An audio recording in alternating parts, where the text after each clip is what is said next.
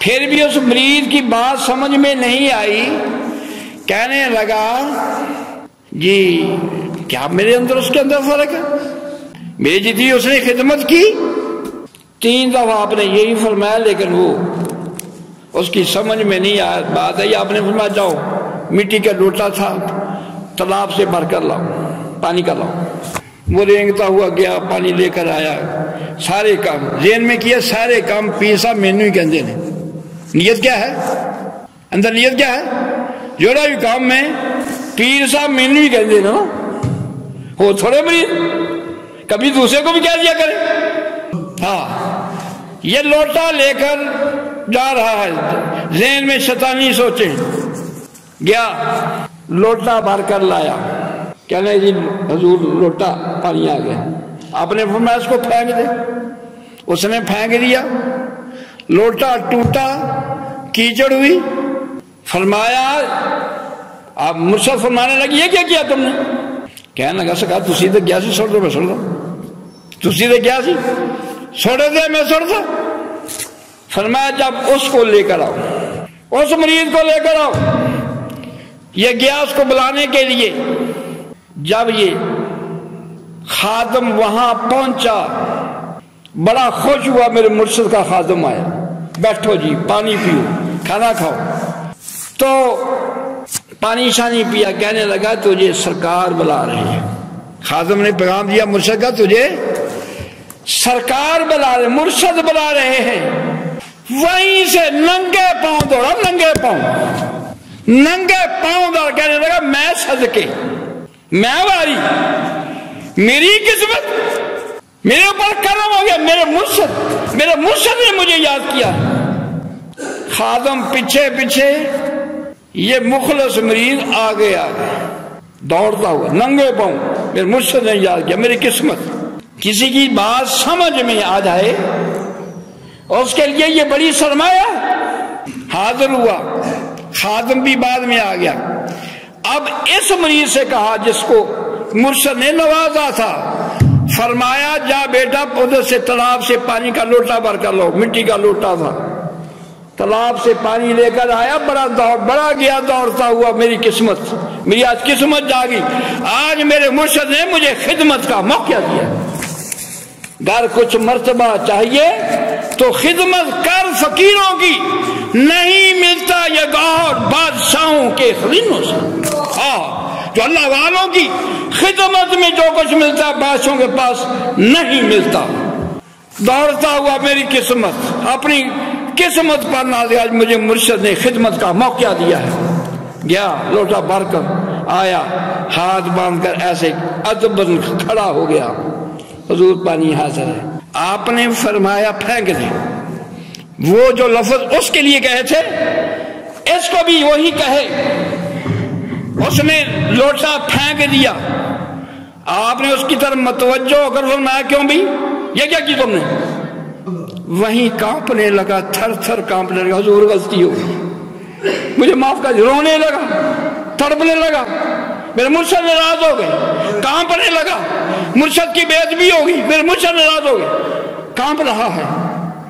وہ پہلا بھی پاس کھڑا ہے، فرمایا تیرے میں اور اس میں یہ فرق ہے، تیرے میں اور اس میں یہ فرق ہے، باادب بامراد، باادب بامراد، بے ادب بے مراد، بے ادب بے مراد ہی رہتے ہیں، بے شک وہ کعبے کی دیوار کے ساتھ بیٹھے ہوئے، ادب والے محروم نہیں لوٹتے، مراد کو پہنچتے ہیں۔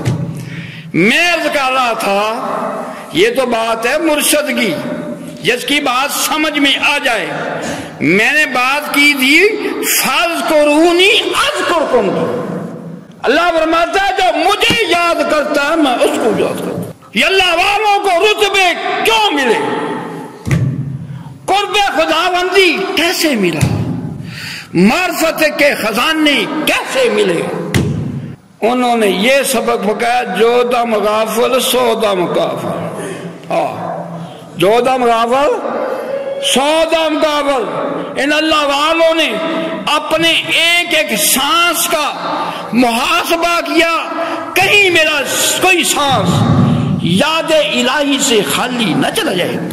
انہوں نے اپنے دل میں یار کو بٹھایا، انہوں نے یہی کہا ان کو اپنے دل میں بٹھا لیا ہم نے، ان کے دل میں اللہ بس رہا ہے، سانس نکلتا ہے تو اللہ، سانس اندر جاتا ہے تو اللہ، کروٹ لیتے ہیں تو اللہ، اٹھتے ہیں تو اللہ، بیٹھتے ہیں تو اللہ۔